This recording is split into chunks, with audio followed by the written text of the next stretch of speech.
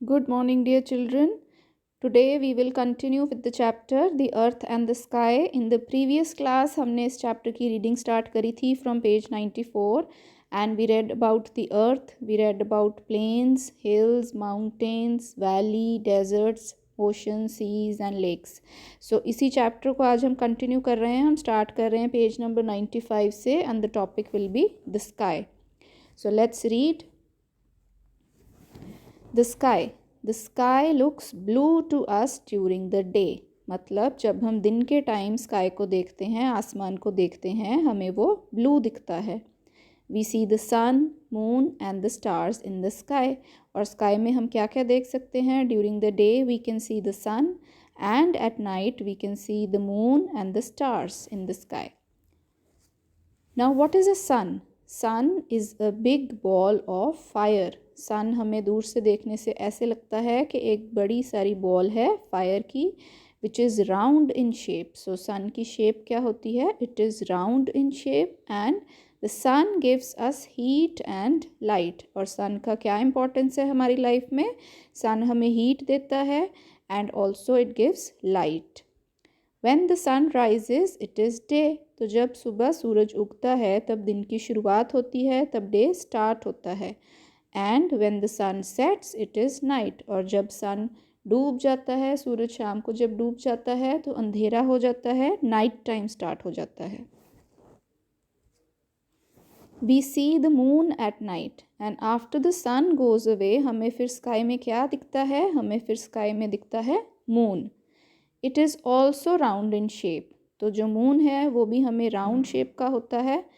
And the moon is not as big as the sun. मतलब जो moon है वो सन जितना बड़ा नहीं होता. That means sun is bigger than moon in size. Now we don't see the round moon every day. Why? Because the moon changes its shape every day. moon जो होता है वो अपनी शेप रोज़ बदलता है. Actually the shape of the moon is round only. वो सिर्फ सन की लाइट की वजह से हमें उसकी शेप चेंज होती दिखती है रोज़. Sometimes the moon is full moon, sometimes there is no moon. कई बारी हाफ मून होता है, कई बारी हाफ से भी कम होता है. सो दैट मीन्स मून अपनी शेप चेंज करता रहता है. Now different shapes of moon are also given in the book, जिसमें आपको फुल मून के बारे में बताया है, क्रिसेंट मून होता है, फिर हाफ मून होता है. So there are different shapes of the moon given in the book also on page number 96. You can have a look in the book also. After that we see the stars at night. At night time moon के साथ साथ हमें sky में stars भी दिखते हैं. They twinkle in the sky like tiny bulbs. तो हमें दूर से ऐसा लगता है कि वो ट्विंकल कर रहे हैं, मतलब कभी जगते बुझते लगते हैं हमें. So that is called twinkle. वो क्यों होता है? Because they are very far from us, right. There are many stars in the sky and we can not count them. If we try to count the stars, अगर आपने stars देखे होंगे रात में तो हम उन्हें काउंट नहीं कर सकते because there are many stars in the sky and they appear like tiny bulbs to us from earth. Now some stars are very big. कई stars जो होते हैं वो बहुत big भी होते हैं size में and they look small to us because they are very far from us. तो वो big तो बहुत होते हैं but हमें देखने में वो बहुत छोटे लगते हैं because they are very far. हम उनसे बहुत दूर हैं इसलिए वो हमें size में बहुत छोटे लगते हैं. And some stars are also round in shape, okay, and they are very big also. And the sun is also a star. तो sun भी जो है वो star ही है but it is very big, it is the biggest actually and that is why हमें वो ज़्यादा clearly दिखता है. So with this we have read with the chapter, dear children. You will read this chapter from the book again today. And there are some key words given on page number 96 again. Let's read them. First word is flat.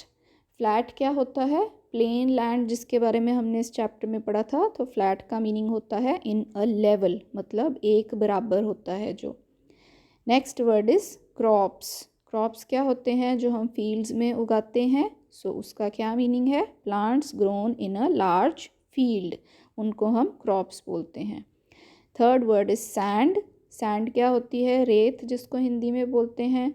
Small particles of soil, तो मिट्टी के छोटे छोटे कण जो होते हैं, particles होते हैं, उनको हम सैंड बोलते हैं। Twinkle means shine, stars they twinkle at night. Far away at a long distance, that means very far, जब कोई चीज़ बहुत दूर होती है तब उसे हम फार अवे कहते हैं। So dear children, that's all for reading today. Your task to be done for written work is the difficult words. We have already done 1 to 6. So today 7 to 12 words हम करेंगे. Let's read again. Number 7 पे है round. सो round आपको पता है एक shape होती है, सर्कल शेप, जिसको हम राउंड बोलते हैं. It is for used for moon also, for sun also. Number 8 पे है ट्विंकल. ट्विंकल का मतलब अभी हमने पढ़ा था शाइन करना. Next word is river. River is a water body जिसमें पानी फ्लो करता रहता है, that is a river. Pond. Pond is again a water body which is small in size and इसमें वाटर फ्लोइंग नहीं होता, स्टेबल वाटर होता है, एक जगह पे खड़ा हुआ पानी होता है. Number 11 is lake. लेक भी एक वाटर बॉडी ही है जो पॉन्ड से बड़ी होती है साइज़ में, बट इसमें भी वाटर फ्लो नहीं करता, एक जगह पे इकट्ठा होता है और पॉन्ड और लेक के चारों तरफ लैंड होता है. Next is crescent. Crescent moon होता है एक शेप ऑफ द मून, जब मून हाफ से कम होता है तो उसको हम क्रिसेंट मून कहते हैं. So this way children you are going to read and understand the chapter nicely using this video, and you will also learn and write the difficult words in the notebook. So that's your task for today. Enjoy, study well.